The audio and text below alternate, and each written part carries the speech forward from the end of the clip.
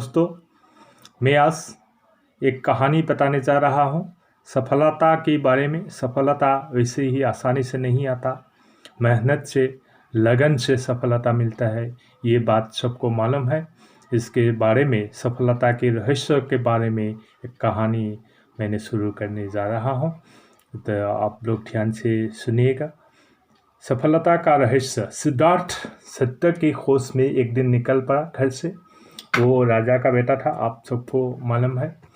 तो राजा का बेटा सिद्धार्थ राजमहल छोड़ के एक दिन तपस्या के लिए निकल पड़े।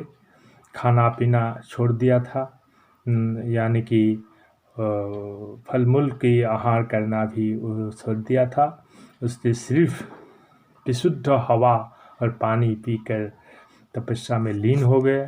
तो इसे तपस्या में बैठते बैठते 60 साल बीत गया, लेकिन वो उसका मन तपस्या में अच्छी तरह लगा नहीं पा रहा था।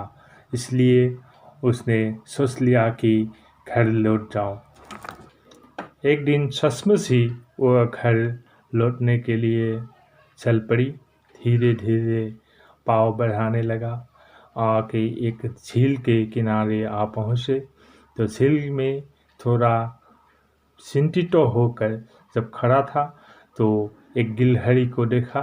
जो गिलहरी बार बार झील में अपना पूंछ दबाते थे और मिट्टी में आकर पूंछ पटक देते थे। तो इसे बार बार करता रहा। तो देखते ही सिद्धार्थ ने पूछने की मन किया और पूछा कि गिलहरी, तुम क्या यह खेल खेल रहा है? तो चकित होके गिलहरी ने उसको कहा कि आप ये खेल समझ रहे हैं? मैं इतनी मेहनत से, इतने लगन से ये काम कर रहा हूँ। इसका उद्देश्य है झील को सुखाना। गिलहरी का बात सुनकर सिद्धार्थ अचरज में पड़ गई। उसने पूछा कि पूंछ से 10-20 बूंदे पानी निकाल देने से झील सूख जाएगी? झील तो बहुत बड़ी है। तो ये बात सुनकर गिलहरी ने कहा, आप बात ठीक कहे हैं, झील बहुत बड़ी है, लेकिन मेरा मेहनत और लगन को तो देखो। मैं लगन से ये काम कर रहा हूँ। और अचरज में पड़ के गिलहरी को पूछा, तुम्हारा लगन और मेहनत को मैं प्रशंसा करता हूँ, लेकिन ये झील सुखाने में तुम्हारा कितना समय लगेगा?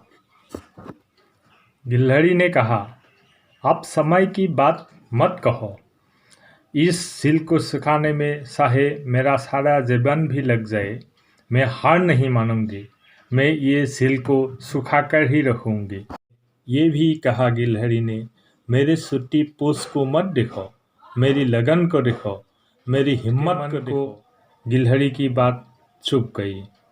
उन्हें सोचा, नन्ही सी गिलहरी यदि सफलता प्राप्ति के लिए सारा जीवन बिताने के लिए तैयार है, तो मैं क्यों हार जाऊं?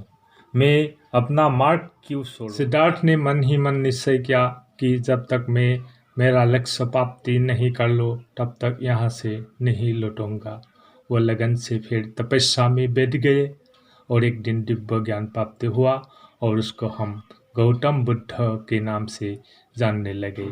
उसका दिव्य ज्ञान के बाद जो धर्म उसने प्रसार किया, इससे हमको मालूम पड़ता है कि सफलता आसानी से नहीं आता। सफलता आता है लगन और मेहनत से।